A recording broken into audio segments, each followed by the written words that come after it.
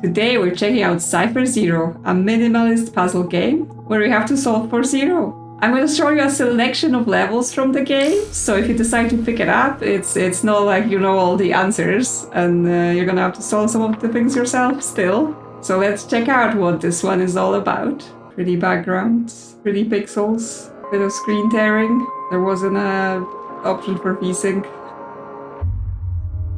We're at the lake. There's some moon shenanigans going in the back.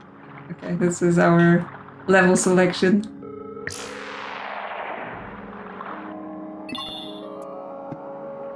Hi. Toggle tile. You are toggled. I submit. No? Ah. Different button to submit. No A. We've solved it! We've unlocked the secret to progressing. Next puzzle. Okay, we can toggle this tile and we can submit. And the game says, we failed. Defeat. You may encounter many defeats, but you must not be defeated. Okay, so we toggle both tiles. Yeah, we did it. We're learning. Okay, so now one is up and one is sideways. Oh, is this like Picross? Where you have to fulfill the conditions for different sides. Yes, so that's correct. So we'd only wanted that one tile. And yeah, so here that would be this, right? Because this horizontal line wants a block and we want one vertical block. Okay, I'm understanding. I see game what you're asking me for. Presumably this is this is the tutorial, so you understand the rules and then things will get more and more complicated. Okay, yeah, now we want 2 blocks here on this vertical and one on this vertical, but only one on this horizontal. Oh, interesting. So is it teaching us if there isn't a requirement stated, you can still input something because that doesn't violate the rules, which is unlike Picross, right? Picross is like, if we're not saying to put something, then you're forced to put nothing. But here, you're allowed to add if there isn't a requirement. Going deeper, we have a couple 2s, one for vertical, which means this needs to be filled, which means none of this can be, right? Because this horizontal one will not allow it. And then we have choices here. When the train goes back in the background, the controller rumbles, just so you can feel the game happening. So we have this. Then we can put something here and we can put something here. Like that feels like it could have different solutions. Yeah, so this was correct. But if we did the reverse, it's also correct. Okay, so there isn't one solution you have to find. You may be able to fulfill the requirements in different ways. Okay, so we need 2 here. So that's basically lock in on this. And we need, okay, so if there's a gap, does that mean the whole row? Or does that mean, yeah, okay. So that fulfills that, but I assume this would not. Yeah, that one. So the gap doesn't matter. It's still the same column, even if there isn't a square in between. Okay, now we have 3. I would say if you're good at Picross, this will probably be easy to get into because you know, like, you're working from a base of like, oh, do the most restrictive rules first, and then you can work around that. So now that we need to fill in this 3, and we know we can't put anything more here because that will overflow the 1, which means we can put this and this. Yeah. And I think, again, we could have reversed the corner pieces and that still would have been fine. Okay, so again, most restrictive, we have to fill this in with 3. And we have to fill this in with 3, which means this back column is now complete. We cannot put any more. Possibly could use a... Yeah, I was like, oh, I wish I could have a button to say, I want to say, I've considered this tile and it's fine. Like, I've blocked this in. So I can tell myself, this column is now done. There cannot be anything more here. So this one wants 3. And this one wants 2. So we could put something here. And then I guess we have options because here we're able to, this is a free column, so we can put anything we want in here. So we have options to either do this free like this and this one is filled. That should be fine. Apparently we discovered the pip glyph. Because yes, I think there were alternative solutions there where the way we've done the bottom left side, there were more options. The UI is very slick and nice for all of this. But basically, I mean, it's not quite Picross because obviously we're not making any pictures, but I love Picross. Okay, new rules. Is it full thing? We fill it in? No, they're not happy. Okay. Do we need to match them? No, they're not happy. Okay, so the rules have changed. Interesting, do we want to connect them? Yes, okay, so those ones, they want to be connected. So now it's basically forcing us to connect them this way because on this column we're only allowed one square to be filled, so we could not have the alternative solution here. So now we want to go like this with the collection. I do really like Picross. I have it on my Switch, so just going through large amounts of it. Weirdly, like, I don't really care about whatever the pictures are that I'm making it. I just like obviously solving it, which is the main thing. Like, but even if there was the picture, I would be like, yeah, that's fine too. What is going on? So we want two in here, but they were not happy when the path was like snaking around and touching each other. Yeah, so that's not good. The path has to kind of be an ambiguous path, so we can't like loop around like this, but we can loop around all the way. And that connects and fulfills the two. If you also like this sort of puzzles and Picross, but you want more substance to it, because, you know, some people prefer to have a story or whatever. Murder by Numbers is a pretty fun game because it's Picross with a story where you have to investigate cases. It's definitely on Switch, but it's probably on some other platforms as well. Okay, so we want to connect this, but we don't want to... Yeah, we want to have one in this row and two in this column and two in this row, so that's all good. This is where the free columns will be more and more useful because wherever it doesn't fit, we can use the free columns to fill the requirements of the path. But yeah, you can let me know in the comments if you know any other kind of Picross-like games, maybe with stories or some other extra elements like this, because I quite enjoy that. I'm not sure how good they are for videos, because obviously it's not like super... that's too many. This way, yes. I've taken a turn too early on. It's not like super action game and stuff like that, but I will gladly play those things in my own time. Oh yeah, now it's telling me I can flag a tile. Oh, I can even flag it different colors if I want to ascribe any meaning to that. So yeah, with the requirements for there to be free, but the path cannot snake, it cannot be stuff like this, right? Because the path is touching and it's ambiguous. So it would have to be something like this. But then what does it mean for the path? Because like that also feels invalid. Yeah, because the path is overflowing, the numbers are overflowing, everything is wrong. That's no good. Because yeah, that's correct for the path. Well, I'm just checking, yeah. The path cannot overflow. It has to start at one and end at the other. We cannot then continue going. Yeah, it's telling me to review the puzzles because I've been messing around and it's like, are you sure you understand? Presumably this is the way we're gonna be going with the path. From the end. Is this allowed? Is that too ambiguous as well? I guess this would be fine. And then we do this, because that did was free. The path is not ambiguous. Yeah. I've discovered the wire glyph. Whatever that means.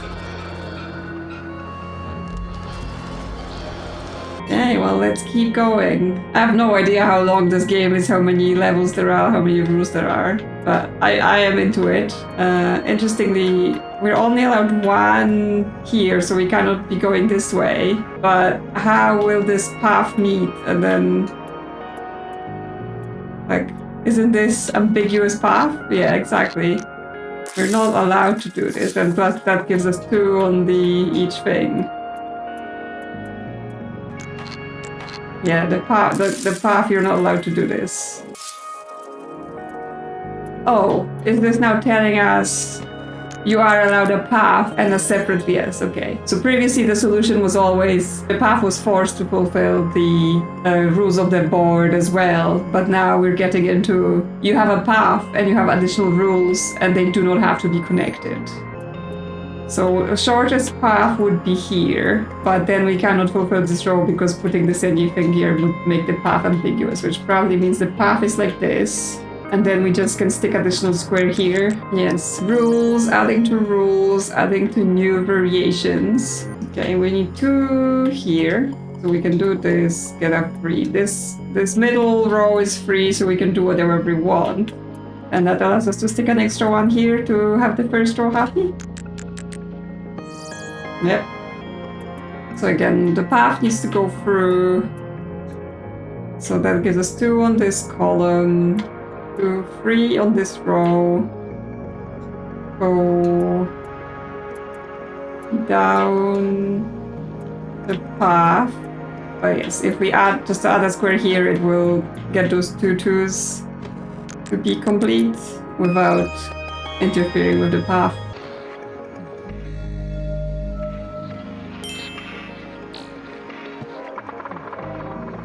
And we can move on to the next biome. Hopefully more puzzles. We have arrived at the farmland. Now we have a dot. What does the dot want? Well, it wants the square filled, but there was just one.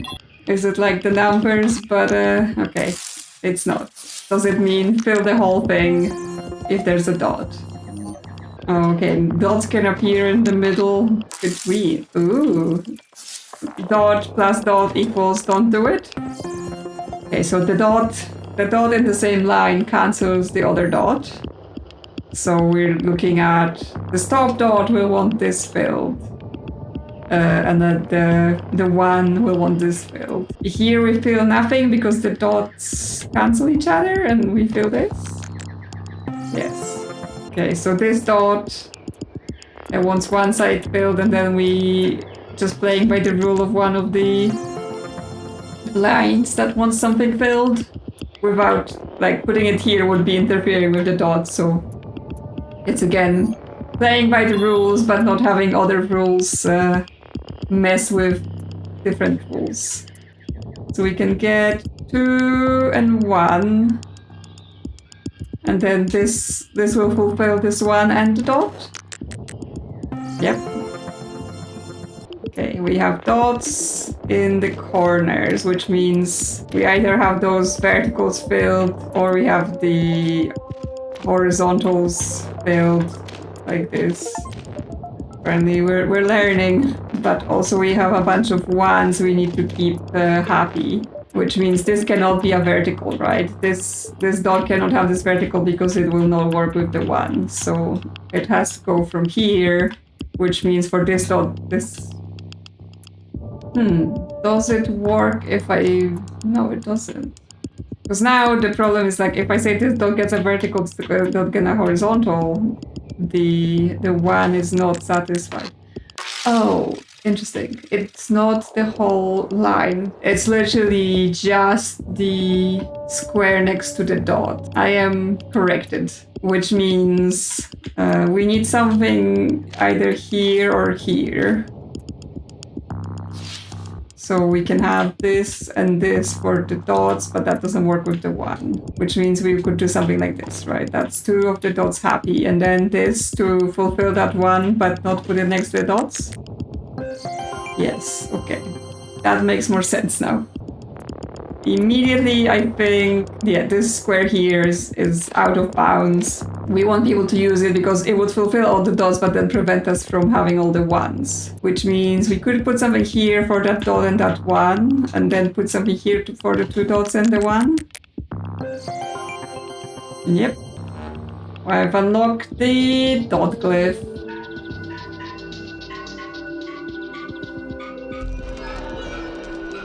So next section, we maybe start putting more and more. Oh yeah, 2 dots now. So that means they want 2 neighboring squares to be together. Yep. So those dots want 2 things, but this only wants 1. So that's what we do. Triple dots. So which means all of this needs to be filled. And that gives us double dots for the 2 bottom. It fills that single dot as well. So it means this needs to work for the double dot underneath and the left single dot. And this will work for the double dot on the left and the single dot underneath. Yep, there we go. Yeah, double dots, single lines. So we want this and this. Okay, so we need here or here for the single dot. We could have something here, we could have something here. But that doesn't get us the double dots. So we could have this for the double dots, this for the single dot, but that doesn't work with the 1 across this. So this for the 2 1s and the double dot, this for the 1 here, and this for the single dot? No, because this one doesn't have 2 things. Then we can also fill here, because obviously the single dot only cares about the thing touching it. Yay, triple dots. Could be this and this. This for the double dot and the 1. This double dots are done, this triple dot is done. Then we want this and this for the 2s. But we can't have that because the 1. We can have this for the triple dot, this for the double. And then move this 1 here. Yeah. And the final level for this section, we have a triple dot, double dot, single dots, and then some 1s to basically constrain which columns or rows we're allowed to use. So it's basically, if we put something here to fill that dot, we can't use those spaces. If we put something here for the dot, we can't use those spaces. Which means we have to use this space for the triple dot, this space for the triple dot, and this space for the triple dot. The 1s are still happy. Use this for the double dot. Yeah, and that gets us to the end of this section. And we have lit up that tractor with our powers and those wind turbines. And a new area. Now the dot is inside the square. Does the dot want to be marked when it's inside the square? It doesn't. It wants the neighbor to be lit. So they can appear not just in empty spaces. But it means they blankly ignore what's happening on the square they are on. So they're fine to be marked. So here we want this square. It wants to around it, so yeah, we just fill it like this. Okay, so here, if we fill this, it's both for the single dot and the double dot, and it fulfills the 1 requirements here and here. Oh, but then if I put it here, the double dot is done, but we're still missing the 1. If I put it here, the row 1 is upset, because that's too many. That fulfills the column 1, but not the dots. If I put it here, Oh, actually, I can move this here. So that does the single dot, the column one, and it does the double dot here. That does the column one. The dots don't care about this, and this does the row one. There we go. Okay, now we have triple dots, single dots, and a 2. Well, we can be putting things on dots, so we could put a thing here, a thing here, a thing here, and a thing here. That gives us the triple dot done. This dot is not done like this, because that's too many things. And this dot is done by this, okay? We do this dot is done by this dot is done by this. The triple dots are done, the single dot is done, and the 2 is done. Okay, lots of single dots. This fills up all of the dots here and here and here, but it leaves the corner dots empty. Put it here, that makes this dot and the 1 filled. And then here, that makes this dot filled. Yep. Okay, we've got 2s, we've got dots, we've got 1s. Doing this, again, does all the dots on the cardinal directions and fulfills the 1. But that means we still need something for those dots. This will do corner dot and the 2. Do we want the middle though? That's the question, because that will do the 2 and this dot here, and that will also do this dot here, and then those 2 dots will go from this square. Okay, double dot, double dot, double dot. So here and here, here and here. It'll just fill everything. Because they will just be, because this one now has 3 filled. So the corners, it has to be this and this. They don't work because they're not surrounded enough. So this corner also needs this, and that fulfills this one, but not this one. So we needed to add 1 more.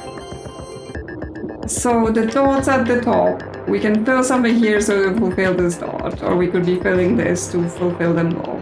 But they will probably be like different patterns because this is not symmetrical. We have 3s, which means quite a lot of the stuff will be filled in around them. So if we do something like this, it does this one and it does this 2. So those are fulfilled. But then for this 2, we would have to go here and here, which will do this dot and this 2. Now this dot is also done by this, but now the 3, we can't put any more things here because that will undo the 2. We can put something here because that's fine. Put something here, we'll make this dot done. And then put something, no, putting it here doesn't work, but move it here, it still works for the 2 and works for this 3. This 3, because 1, 2, 3, and now this dot is done, but now this dot has 2 things, so that's not possible. So this one cannot be filled, but this can be filled, and we'll do this dot and this 2. Nope, not enough backtracking, because yeah, this one has this now does both this. We take this off. Both those single dots are done. This triple is not done because it only has 2. If I put this here, yeah, okay, this is the pattern.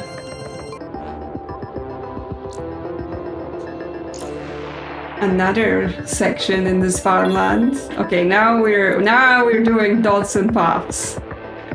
So this dot wants 2 things next to it, which have to be those 2, right? But this path also wants to be a path, which means we can't do this because, again, the dots don't care when we're going through them. Then we have dots that want 1 next to them, which means the path can go here. If we start here, this dot is done. That's locked in. We go here. go here, this dot is done. And go here, the 2s are done, and then finish the path. Yep. Okay. Go here, the 1 is done. But now we need to snake a bit to do the 3. Nope, because that's too many on the 1, but we can just redirect to here, and we're good. We're good. That's gonna be it for this video. I hope you enjoyed the game. It's available on Steam now if you want to pick it up yourself and see all the levels that you didn't see in my playthrough, and of course go even further than where I've gone. I will probably continue playing this by myself, or I can make another video in the future if you people are interested. You know, let me know in the comments. Like, subscribe, everything to let me and YouTube know if this was of interest to you. And I will see you soon on another adventure.